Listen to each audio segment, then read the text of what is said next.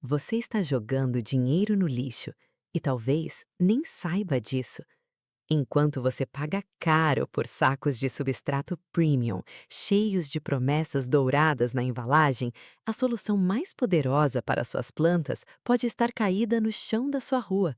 Sim, galhos velhos, aqueles que você pisaria sem olhar duas vezes.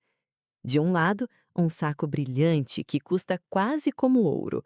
Do outro, madeira seca, gratuita, ignorada por 90% dos jardineiros. E aqui vai a verdade que quase ninguém tem coragem de dizer. Em muitos casos, esses galhos simples criam um ambiente mais forte, mais vivo e mais fértil do que substratos caros vendidos como milagrosos. Mas por que ninguém fala disso? Por que as lojas continuam empurrando misturas caras enquanto a natureza oferece algo mais eficiente, de graça? Hoje eu vou te mostrar o que realmente acontece dentro do vaso quando você usa galhos velhos na base e por que isso pode transformar completamente o crescimento das suas plantas.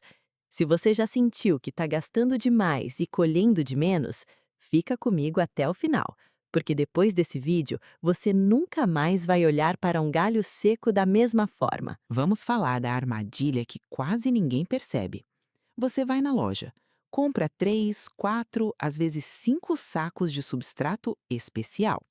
O vendedor fala bonito, leve, aerado, enriquecido, pronto para plantar. Você sai feliz, achando que está investindo no sucesso da sua horta. Agora presta atenção nessa matemática simples.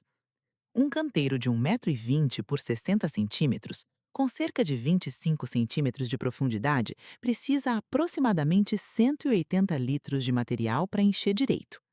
Cada saco comum tem 25 litros.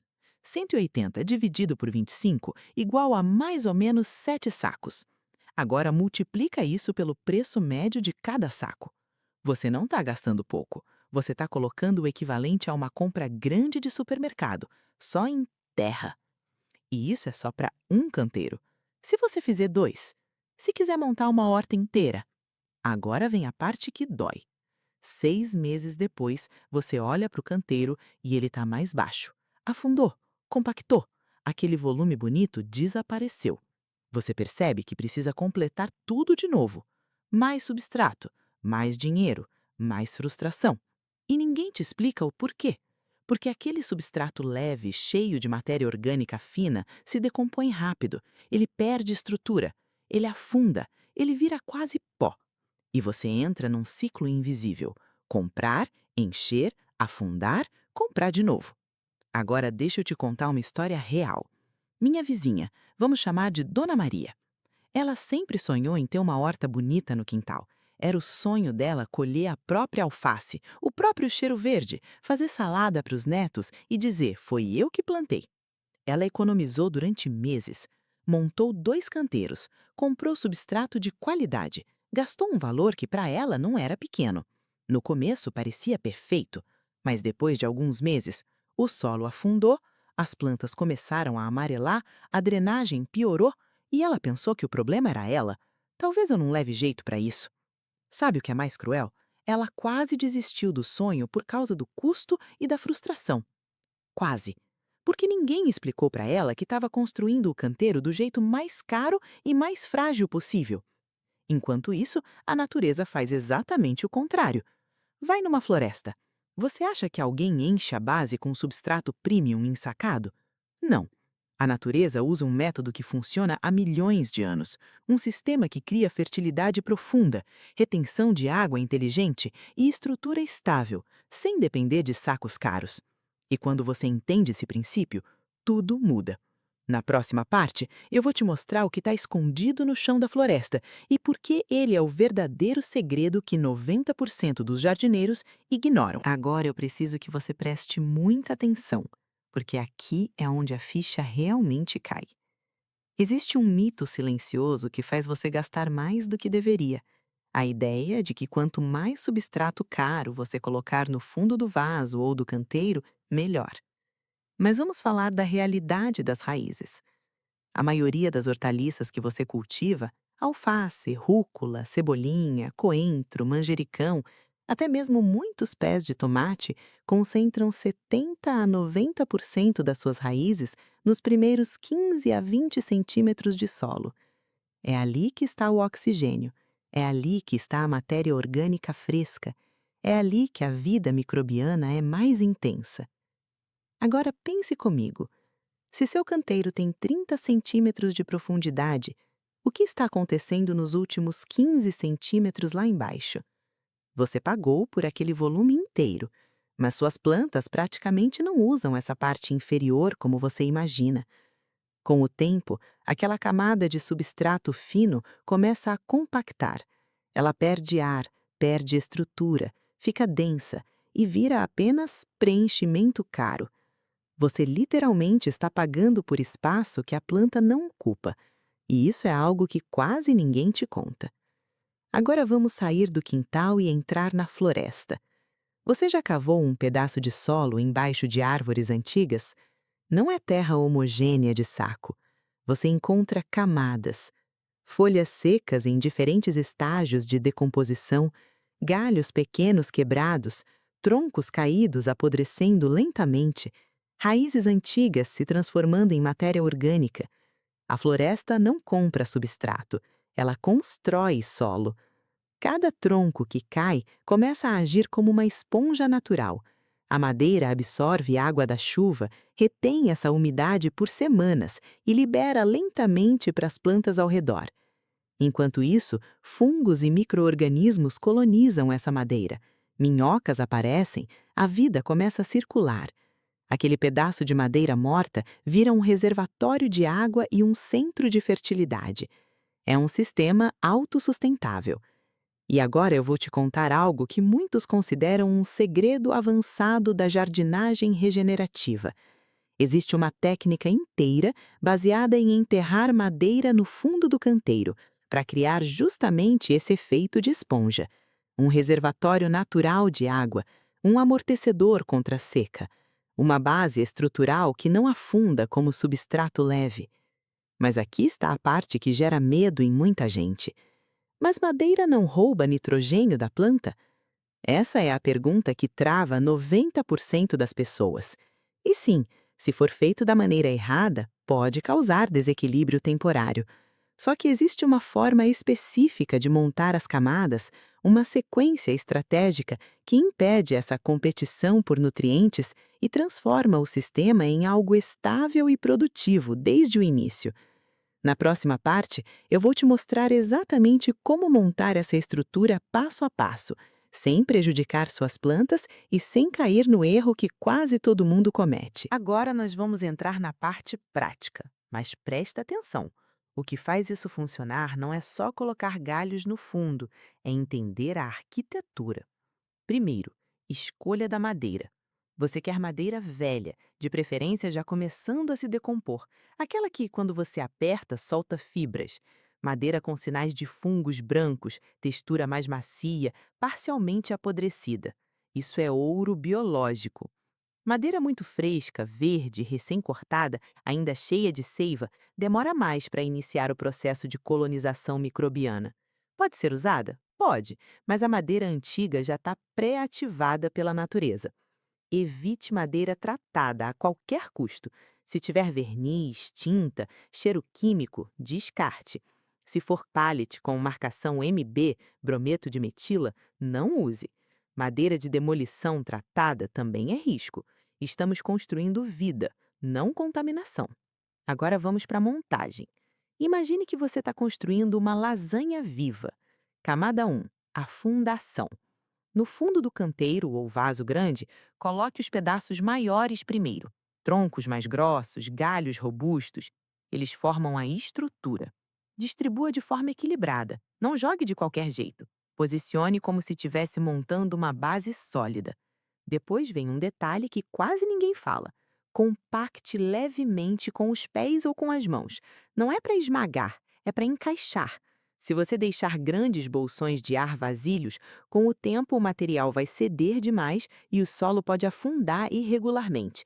Queremos estabilidade estrutural. Pense nisso como os pilares de um prédio. Esses troncos maiores vão agir como reservatórios de água profundos. Quando chover ou quando você irrigar, eles absorvem parte dessa umidade e liberam lentamente nos dias mais secos.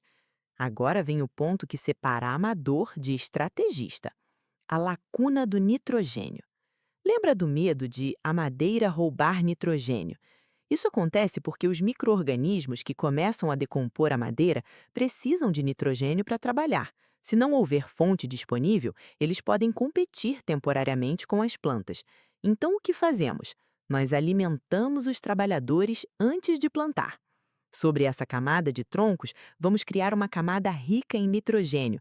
Pode ser esterco curtido, pode ser grama recém-cortada, podem ser restos de cozinha vegetais, pode ser composto fresco. Essa camada funciona como um selo nutritivo. Ela cria um ambiente onde fungos e bactérias têm comida suficiente para iniciar o processo de decomposição da madeira sem disputar os nutrientes da camada superior, onde estarão as raízes. Você está basicamente dizendo para a natureza: aqui está energia suficiente. Trabalhe sem prejudicar minhas plantas. Visualize isso como uma lasanha. Base estrutural de madeira grossa, camada verde e nutritiva alimentando os micro-organismos, vida começando a se organizar invisivelmente.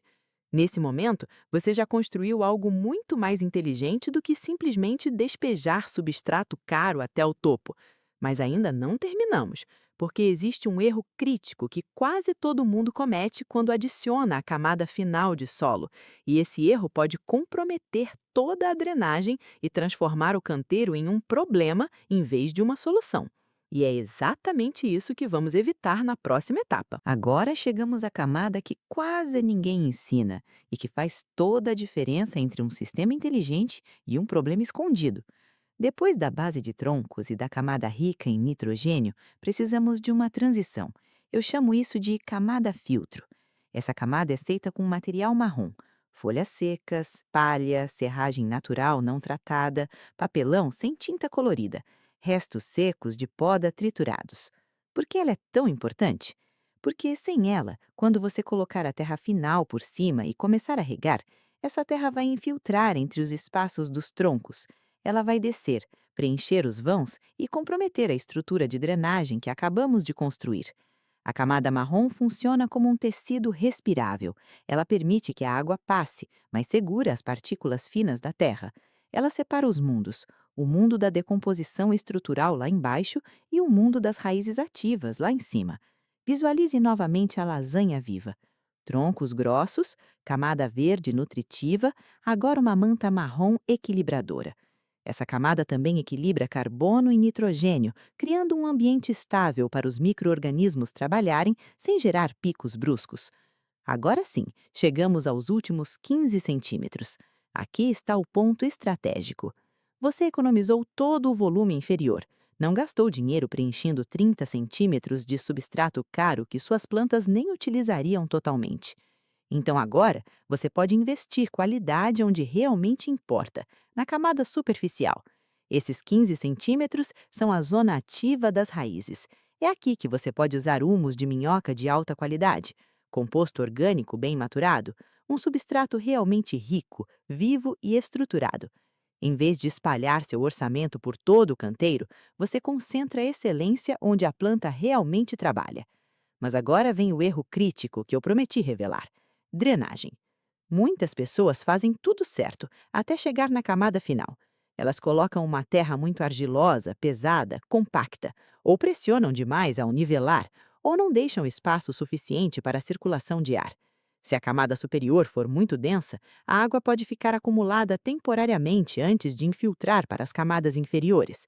E se a drenagem lateral do canteiro não for adequada, isso pode gerar encharcamento e apodrecimento radicular. A solução? Misture material estruturante na camada final, composto bem aerado, um pouco de areia grossa lavada se necessário, fibra vegetal, algo que mantenha a porosidade. E nunca compacte demais, solo precisa respirar. Agora deixa eu te levar numa viagem no tempo. 6 meses depois.